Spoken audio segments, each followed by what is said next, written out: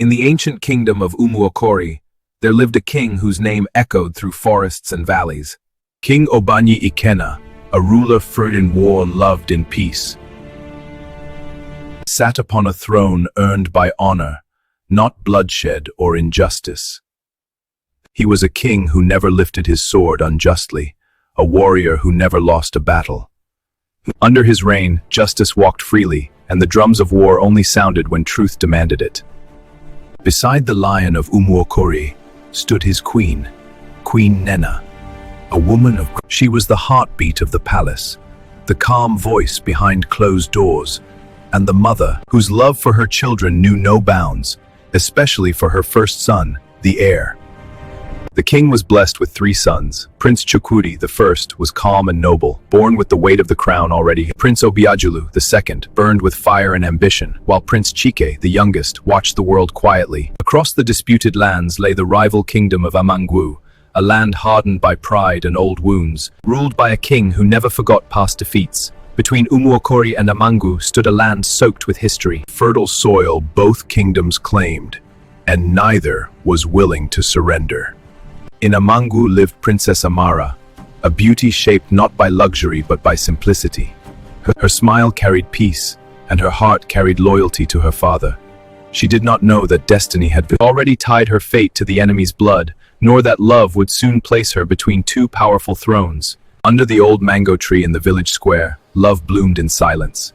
Prince Chukwudi and Princess Amara met only when the moon stood guard. There, away from crowns and conflicts, they spoke of dreams. Night after night, the prince slipped past palace guards, his heart louder than his footsteps, drawn by love. Each journey beyond the palace walls was a gamble, between duty and desire, between kingdom and heart. Unaware to him, this love story will result in a betrayal that will cost him dearly. When the land dispute reached its breaking point, King Ikena summoned the council. Elders gathered, staffs in hand, faces heavy with consequence. The king spoke with thunder in his voice. This war will be swift and just, but let no tongue betray our plans. That night, the prince sneaked out of the palace to meet with his lover, and she persuaded him into spilling their war strategy. Warriors painted their bodies with charcoal and camwood, chanting songs passed down through generations of victory. Spears were sharpened, shields raised, and hearts fortified, not just for battle, but for honor. The great chief priest Eza called upon the ancestors, invoking protection and strength for the army. Charms were blessed, spirits consulted, and destinies whispered, but the gods already knew what men tried to hide. When war came, something felt wrong. The enemy stood prepared, formations perfect, waiting. The king's warriors fought bravely, but victory slipped away like sand. Betrayal had walked ahead of them. Because unknowingly to them, the rival kingdom's princess has been used as a spy to uncover their strategies. Back in the palace, divination was sought.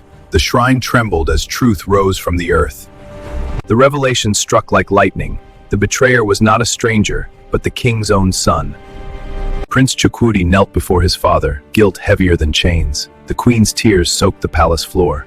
The king's heart shattered, but his voice stood firm and faced the results of your foolishness. Royal beads were removed, footsteps echoed, and the gates of Umuokori opened, not in welcome, but in exile. As the prince walked away, the queen collapsed, and the king turned his face from the pain he could not escape.